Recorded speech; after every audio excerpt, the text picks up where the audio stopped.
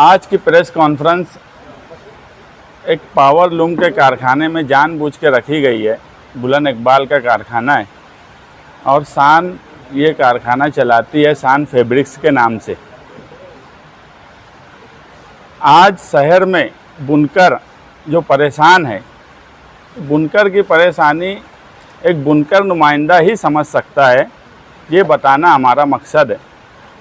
पीछे आप देखेंगे अभी जो नागपुर में असेंबली अजलास हुआ, उस अजलास में हमारे दो लीडर अबू आसिम आज़मी साहब और रईस शेख साहब, इन्होंने सिर्फ बुनकर की नुमाइंदगी नहीं की बल्कि महाराष्ट्र के अक़लियत ख़ास तौर से मुसलमानों की नुमाइंदगी हर फील्ड में की। अगर पड़गा में एनआईए ने छापा मारा तो उस पर भी उन्होंने बोला कि वो गलत हुआ। अगर धरन गांव में जुलूस गौसिया का सवाल पर बिला वजह एफआईआर दबाव में दाखिल की गई तो उस पर उन्होंने बोला। अगर मुसलमान मराठा रिजर्वेशन की बात चली तो मुसलमानों को रिजर्वेशन क्यों नहीं, जबकि मुसलमानों को रिजर्वेशन एक कमेटी ने तय की थी कि एजुकेशन डिपार्टमेंट में 5% रिजर्वेशन मिलना चाहिए, वो बात उन्होंने रखी। मालेगांव के सवाल पे ख़ास तौर से आज बुनकर और दूसरे सार्फिन और घरेलू बिजली इस्तेमाल करने वाले भी कोलकाता कंपनी की हिटलर शाही और गब्बर सिंह तरीके से जो उनका कामकाज है उससे बेहद परेशान है। उस सवाल पर भी उन्होंने बात रखी। उस वक्त चंद्रकांत पाटिल जो उसके मिनिस्टर है, उनको ये बोलना पड़ा कि हमारे सामने ये सब बात पहली बार आई, वो एवरेज बिल का सवाल हो या एमडी सूटअप का सवाल हो, जिससे कारखानेदार बहुत परेशान है। इन दोनों सवालात पर उन्होंने कहा कि हम जल्द ही कंपनी की और एमएसईबी या महाराष्ट्र सरकार की तरफ से एक मीटिंग रखेंगे और उस मीटिंग में हम तय करेंगे कि यार क्या वहाँ पर गड़बड़ हो रही है और किस तरह से जो कानून बना है उसको हम किस तरह से वापस लें। ख़ास तौर से आसिम भाई से जब बातचीत हुई तो उनसे ये बातचीत की गई कि 27 हाउस पावर जो बिजली इस्तेमाल करते हैं छोटे सार्फिन, तो उन पे एमडी सूटअप का जो कानून बना हुआ है वो उन पे ना लागू हो, ऐसी कोशिश की जाए। उन्होंने कहा कि यार मैं मेरी तरफ से असेंबली में बोला हूँ और जल्द ही मीटिंग लगाकर इस पर हम कोई अच्छा फैसला करेंगे ताकि लोगों को राहत हो। रईस शेख साहब ने जब असेंबली में एक वो बोल रहे थे तो एक बात ये लग रही थी कि एक स्टडी किया हुआ एमएलए जिसको सनत की, जिसको पावर लूम की अच्छी स्टडी है, वो असेंबली हॉल में 18 से 20 मिनट जब उस टॉपिक पर बोले तो सरकार को ये समझ में आया कि आज सादे पावर लूम और रंगीन का जो कारोबार चल रहा है उसकी क्या हालत है, और उसके लिए एक स्टडी ग्रुप बनाया गया। उसमें हर छोटे छोटे सेंटर महाराष्ट्र में जो है वहाँ के एमएलए को लिया गया, वो सोलापुर हो, तुम्हारा नागपुर हो और इचलकरंजी, भिवंडी, यहाँ के नुमाइंदे इसलिए लिए गए कि वहाँ पे पावर लूम है। मगर ये हमारी बदकिस्मती है मालेगांव शहर की, या मैं ये कहूँ कि हमारे नुमाइंदे का दबदबा नहीं है। बाकी जगह के नुमाइंदे बुनकर रोड पे चुन के आते हैं कि नहीं ये मुझे नहीं मालूम, मगर मालेगांव शहर के नुमाइंदे तो खालिस बुनकर की रोड पे चुन के आने वाले। बुनकर की नुमाइंदगी इतनी कमज़ोर कि उनको उस कमेटी में नहीं लिया गया जहां हम हमारी बात रख सके स्टडी ग्रुप में। इसलिए हमने ये तय किया कि रईस शेख साहब जो हैं वो उस कमेटी को बनाने में और उस कमेटी के रुकन होने की हैसियत से, और प्रताप उगाड़े साहब जो समाजवादी के कारगुजार सदर बने हैं महाराष्ट्र के, उन दोनों को 3 जनवरी को मालेगांव शहर में हम बुलाएंगे। और स्टडी ग्रुप के बाकी जो अरकान हैं उनको भी रईस शेख साहब बोला है कि मैं उनको भी लेके आने की कोशिश करूंगा, और वो मालेगांव शहर के पावर लूम कारखाने का दौरा करेंगे, सनतकारों से भी मिलेंगे, और रात में बुनकर लॉन्च में 8 बजे से 10 बजे तक एक प्रोग्राम रखा गया है जहां पर बुनकर अपने मसाइल बयान करें। और बिजली का जो ये मसला है जिस पर बुनकर आज सबसे ज़्यादा परेशान है, हमारे जाहिद नदवी मौलाना जो है ये रोज़ आना 7 से 9 समाजवादी ऑफिस आगरा रोड पर बैठते हैं। हमको समझ रहा है कि बुनकर और जो बिजली सार्फिन है उनके क्या मसले हैं, तो हम वो सारी बातें उनके सामने रखेंगे। और ये दोनों जगह यानी पावर का जो सप्लाई का निज़ाम है उसमें क्या बुनकरों को और बिजली सार्फिन को सहूलत हो सकती, वो कोशिश करवाएंगे। और जो स्टडी ग्रुप बना है, जो सनत के मसाइल हैं सादे पावर लूम के, क्योंकि आज मुस्तकबिल जो है वो बहरहाल सादे पावर लूम का बराबर नहीं दिखता। उस पर मालेगांव शहर में प्राइवेट कंपनी का आ जाना, ये कहीं ना कहीं उन पर और सितम हो गया। और पूरा शहर ये बात जानता है कि पावर लूम के बगैर हमारा शहर चल नहीं सकता। हमारी इंडस्ट्री जो है वो पावर लूम है। पावर लूम चलता है तो मेरा घर चलता है, आपका घर चलता है। ऐसे कारोबार के लिए हमने पावर लूम परिषद बोलकर 3 जनवरी को एक प्रोग्राम बड़ा वहाँ रखा है अंसार जमात खाने में। और शहरियान से और ख़ास तौर से पावर लूम से मुंसलिक लोगों से हम गुजारिश करेंगे कि वो उस मीटिंग में आएँ और अपनी बात वहाँ रखें, ताकि स्टडी ग्रुप में हम हमारे शहर की नुमाइंदगी कर सके। नुमाइंदगी नहीं होने के बाद भी हम रईस शेख साहब का शुक्रिया अदा करते हैं कि उन्होंने हमारी गुजारिश पर मालेगांव शहर आने के लिए तैयार हुए और मालेगांव शहर की नुमाइंदगी वो सनत के ताल्लुक़ से करेंगे। और भिवंडी के तो वो एमएलए हैं, इच्चल करंजी के हमारे प्रताप उगाड़े हैं। तो कहीं ना कहीं आज समाजवादी पार्टी में जो एमएलए हैं और जो लोग हैं वो इस फील्ड के माहिर लोग हैं।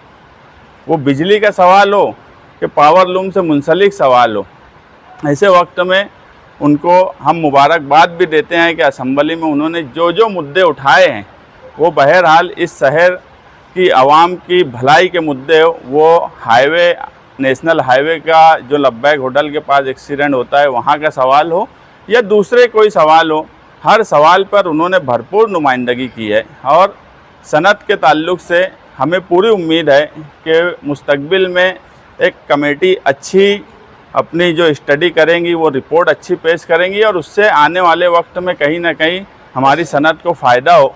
इसी मकसद से हमने आज की प्रेस कॉन्फ्रेंस एक कारखाने में रखी जो शान फैब्रिक्स के नाम से चलता है, कि एक बुनकर और एक सनतकार जो इस फील्ड में काम काज करता है वही बुनकरों की परेशानी समझ सकता है।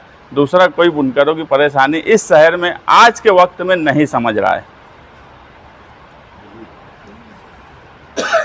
आपकी बातों से ऐसा लग रहा है कि यहाँ के जो अवामी नुमाइंदे हैं उनको पावर लूम सनत के बारे में कुछ समझता नहीं है। बिल्कुल सच बात है। आप इस बात से अंदाज़ा लगा सकते हो कि मैं एक कारपोरेटर हूँ और अगर मैं कारपोरेशन में किसी इशू पर बोल रहा हूँ, जैसे एक बात मैं अभी बोला गया है, ट्रैफिक का सवाल बस स्टेशन के पास का था, उस पर मैं मुसलसल अगर पत्र व्यवहार किया, उस पर बातचीत की, तो जब उसकी सारे डिपार्टमेंट के साथ मीटिंग बुलाना पड़ी तो मुझे बुलाया गया। आज मैं कारपोरेटर नहीं हूँ, मगर उनको ये लगा कि यार इसका इंटरेस्ट है इस सवाल पर, इसलिए मुझे बुलाया गया। सरकार को अगर ये लगता कि इनका इंटरेस्ट है, एक ऐसे शहर जहाँ महाराष्ट्र के सबसे ज़्यादा सादे पावर लूम है, अगर सरकार को ये लगता कि यार उस आदमी का इंटरेस्ट है तो हर हाल में उनको लिया जाता। उनका इंटरेस्ट ही नहीं है। वो कल भी असम्बली अजलास को पिकनिक पॉइंट मानते थे, वो आज भी असम्बली अजलास को पिकनिक पॉइंट ही मानते हैं, जबकि वहाँ पर सनत की नुमाइंदगी होना चाहिए थी। ख़ास तौर से बुनकर जो परेशान हैं उनकी नुमाइंदगी होना चाहिए थी, एक आम आवाम की नुमाइंदगी होना चाहिए थी। मैं ये मानता हूँ कि वो बुनकर ही नहीं है। मालेगांव शहर ने माजी में साथी निहाल अहमद जैसे बेबाक रहनुमा चुना, जो जिनकी इब्तदाई शुरुआत ज़िंदगी की पावर लूम से मुंसलिक धंधे से रही, कारोबार से रही। इसलिए अपनी ज़िंदगी में उन्होंने हमेशा पूरी ज़िंदगी उन्होंने बुनकरों को और पावर लूम की सनत को बचाने के लिए कोशिश की, चाहे वो पावर बिल का मसला हो, नए आए हुए टैक्सेस का मसला हो या टेक्सटाइल पर आई हुई आफत का मामला। लेकिन आज के हालात में हमने देखा कि मालेगांव शहर की बुनकर नुमाइंदगी इंतहाई कमज़ोर है। इतनी कमज़ोर है कि मालेगांव शहर जो महाराष्ट्र का सबसे ज़्यादा पावर लूम जो पावर लूम चलता है, सबसे ज़्यादा सेमी पावर लूम, जो सेमी ऑटो पावर लूम है, मालेगांव शहर में चलता है। इसके बावजूद भी ऐवान में कोई नुमाइंदगी करने वाला नहीं। लेकिन अल्हम्दुलिल्लाह हम लोगों ने ये महसूस किया कि जब से हमारा ताल्लुक़ हुआ है तो मज़ीद समाजवादी पार्टी के लीडरान से हमने कोशिश करके और उनकी ज़ाती स्टडी की वजह से मुसलसल वो लोग मालेगांव शहर को मसाइल को असम्बली में बयान कर रहे हैं। इसी मामले में जब रईस शेख साहब ने असम्बली में पावर लूम के मसाइल को उठाया तो वहाँ मिनिस्टर को सोचना पड़ा और उन्होंने ये बात मानी कि टेक्सटाइल पॉलिसीज़ में कहीं भी लुप्स है, जिसकी वजह से एक स्टडी ग्रुप बनाया गया जिसमें मुख्तलिफ़ महाराष्ट्र के मुख्तलिफ़ इलाकों में जहाँ तादाद में थोड़े भी पावर लूम होंगे वहाँ के नुमाइंदों को जोड़ा गया। हमारी बदकिस्मती कि मालेगांव शहर में सबसे ज़्यादा सेमी ऑटो लूम होने के बावजूद भी मालेगांव शहर सेंट्रल के नुमाइंदे को उसमें शामिल नहीं किया गया। उनकी दिलचस्पी ना होने की वजह से, उनकी स्टडी ना होने की वजह से और ना उनकी कोशिश रही, जो ऐवान में इतने सालों में हमने देखा कि ना उन्होंने पावर लूम सनत को बचाने के लिए कुछ कहा, ना रोड पर आकर कुछ कहा। इसलिए ये बात हुकूमत को भी समझते होगी, जिनको दिलचस्पी नहीं है उनको शामिल नहीं किया गया। लेकिन रईस शेख साहब को इस बात में दिलचस्पी है, इंटरेस्ट है, और प्रताप उगाड़े साहब को पावर कनेक्शन बिजली के ताल्लुक़ से मालूमात है, इसलिए हमने उनको मदऊ किया है। मालेगांव में 3 जनवरी बरोज़ बुध के दिन बुनकर लॉन्च में 8 बजे से लेकर 10 बजे तक पावर लूम परिषद के नाम से, जहां बुनकर आकर अपने मसाइल को और पावर सार्फिन आकर अपने मसाइल को बताएंगे।